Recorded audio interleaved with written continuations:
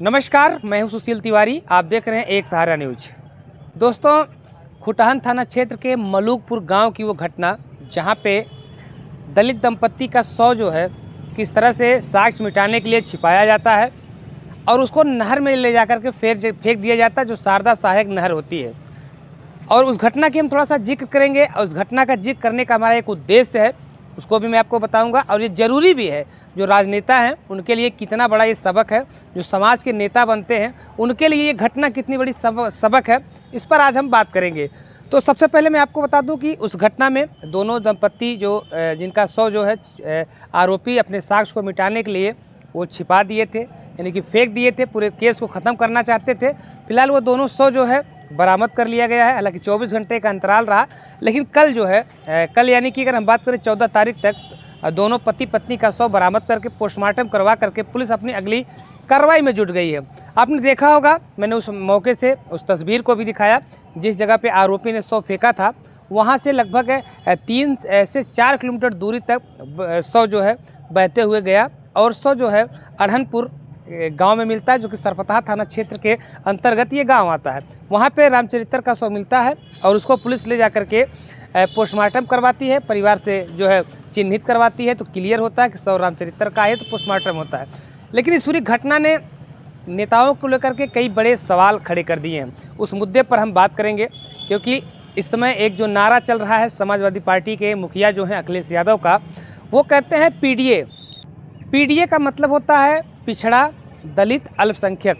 इस मुद्दे पर लेकर के वो बात करते हैं। लेकिन क्या पिछड़ों का नेता और दलितों का नेता और अल्पसंख्यकों का नेता कौन है, ये तय करना भी दलितों का काम है, अल्पसंख्यकों का काम है और पिछड़ों का काम है। लेकिन इस पूरे घटनाक्रम में मैं अभी तक जो उस कवरेज किया, जो मैं देखा, अगर इस पूरे घटनाक्रम में अगर मजबूती के साथ कोई पार्टी लगी रही तो वो पार्टी है बहुजन समाज पार्टी, यानी कि बहन कुमारी जो मायावती हैं, उनके जो कार्यकर्ता हैं, उनके जो प्रदेश अध्यक्ष हैं, उस पूरे मामले में लगे रहते हैं। मैं तस्वीर भी दिखा रहा हूं और आपको मैं उसका बयान भी सुनवाता हूं। एक विधानसभा के अध्यक्ष हैं, जब हमने उनसे बात किया, जब रामचरित्र का शव मिला तो हमसे उनसे बात किया, तो बाद में सब कुछ स्पष्ट हुआ।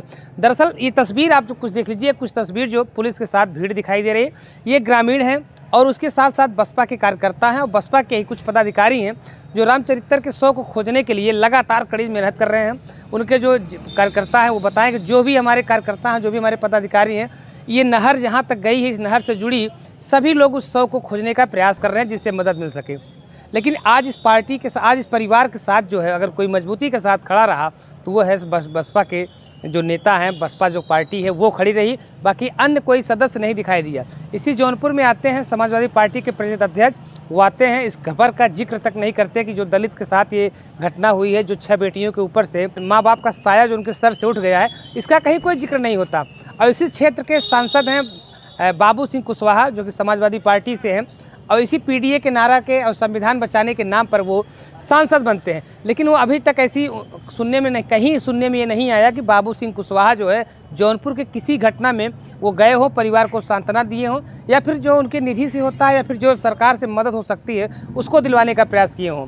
तो साफ तौर से नज़र आता है दलितों की जो नेता हैं वो बहन कुमारी मायावती जी हैं। जैसा कि लोग कहते हैं दलितों की नहीं बेटी जो है बहन कुमारी मायावती जी हैं, उनके कार्यकर्ता। और बहन कुमारी मायावती जब उसके प्रदेश अध्यक्ष आते हैं विश्वनाथ पाल जी, वो मायावती से उस दौरान वहाँ पे बात भी करते हैं, डीएम को फ़ोन लगाते हैं, डीएम से बात नहीं हो पाती, उस पूरी घटनाक्रम की जानकारी जो है मायावती को देते हैं। उसके बाद उनके जो पदाधिकारी, जो कार्यकर्ता हैं, वो जो है पूरी तरह से उस मामले में लग जाते हैं और शव को खोजने का प्रयास करते हैं। उसके बाद बसपा जो कहा जाए, बसपा के जो कार्यकर्ता हैं, जो पदाधिकारी हैं, मायावती के बातचीत के बाद किस तरह से एक्टिव होते हैं और शव को जो है बरामद करवाते हैं। क्या नाम है आपका? मेरा नाम नंदलाल है। मैं बहुजन समाज पार्टी का पूर्व विधानसभा अध्यक्ष हूँ और ग्राम पंचायत रसूलपुर का मैं पूर्व प्रधान भी हूँ। देखिए, 5 तारीख से जब ये जानकारी मिली तो मैं सबसे पहले तो धन्यवाद आप लोगों को देना चाहूँगा, जो मीडिया के साथी हैं, कि आप लोग रात दिन लगातार इस पीड़ित परिवार की बात को जो है देश प्रदेश में आगे बढ़ाने का काम किए। मैं सबसे पहले आप लोगों का धन्यवाद देना चाहूँगा। और 5 तारीख को जब ये जानकारी हुई हमारे संगठन के लोगों को, तो 6 तारीख को हमारे बहुजन समाज पार्टी के सम्मानित विधानसभा अध्यक्ष वेद प्रकाश गौतम और शाहगंज विधानसभा के सम्मानित विधानसभा प्रभारी डॉक्टर संतोष कुमार गौतम जी हमको फ़ोन करके अवगत कराए कि इस तरह की घटना हो गई है और थाने पर लोग सुन नहीं रहे हैं, इसलिए हम आपको जो वहाँ चलना ज़रूरी होगा। और दुर्भाग्य से मेरी माताजी का पैर में फ्रैक्चर हो गया था तो मैं नहीं जा पाया, लेकिन मैं बहुत बहुत धन्यवाद देना चाहूँगा डॉक्टर संतोष कुमार गौतम और विधानसभा अध्यक्ष वेद प्रकाश गौतम को। और सबसे ज़्यादा धन्यवाद मैं देना चाहूँगा डॉक्टर संतोष कुमार गौतम को कि जो अपराधी के गांव के रहने वाले हैं, लेकिन वो गांव को मद्देनज़र रखते हुए पीड़ित परिवार के सहयोग में थाने के घेराव से लेकर के अब तक लगातार बने रहे। और रामचरित्र जी का जो शव मिला है, कल हम लोग चंदा लगा करके अपने संगठन के माध्यम से और अन्य समाज के लोगों से चंदे की बदौलत हम लोग अयोध्या से गोताखार को मंगाए थे। हमको लग रहा था कि हो सकता है कि गोताखोर ये नए हैं, न लाश को पकड़ पाते हों, तो रजिस्टर्ड गोताखोर मंगाए, लेकिन दुर्भाग्य था कि उनको अयोध्या से आने में काफ़ी लेट हो गया। वो घुसे ज़रूर, लेकिन फिर सफलता नहीं मिली और उसके पहले किस्मती देवी की लाश मिल चुकी थी और ये भरोसा था कि हो सकता है कि लाश उभर करके आवे। कि रामचरित्र जी जो तार लगा हुआ है, जो अपराधी कमलेश कुमार सिंह है जिनका खेत बगल में है, जो तार बैरिकेटिंग किए थे उससे लगभग 7 फीट दूरी पर ये अपने खेत में और पीछे के बगल गिरे हैं। उनके पैर से लेकर के शरीर का पूरा निशान वहाँ दिखाई पड़ रहा था कि हाँ यहाँ गिरे हैं। लेकिन उसी समय ये हो रहा था कि अगर दोनों पति पत्नी को करंट मारा होता तो उनकी पत्नी भी यहाँ गिरती तो उनकी कुछ न कुछ निशानदेही मिलती।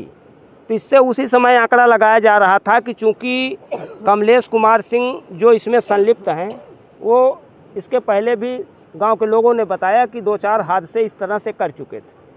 तो ये लगा कि हो सकता है कि साक्ष्य मिटाने के लिए किस्मती देवी की हत्या कर दिए हों।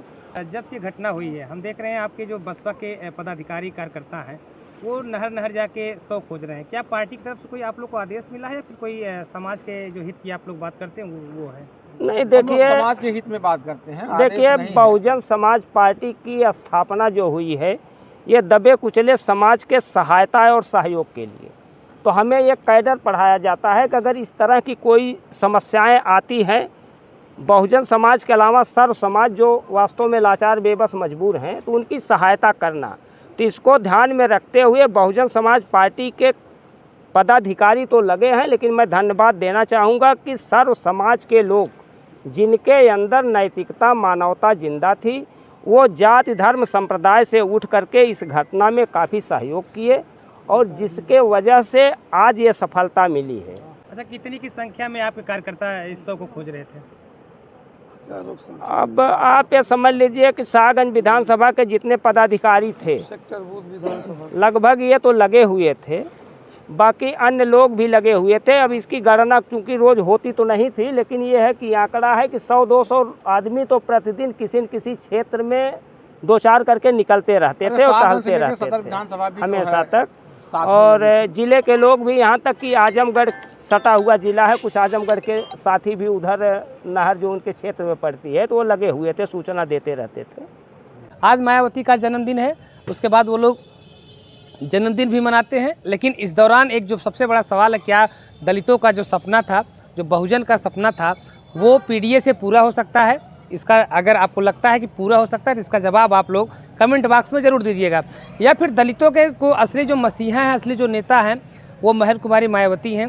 अगर आपको ऐसा भी लगता है, इसका भी जवाब आप लोग कमेंट बॉक्स में ज़रूर दीजिएगा, क्योंकि काशीराम जी ने जिस पार्टी को सींचा, साइकिल से चल करके जिस पार्टी को बनाया, जिस दलितों की बात की, जो बहुजन समाज की बात की, उसका सपना अगर कहीं पूरा होगा तो वो है बसपा की पार्टी। ये बसपा ने साबित कर दिया, क्योंकि समाजवादी पार्टी से कोई भी नेता जो है उस परिवार के दुख में नहीं पहुंचा।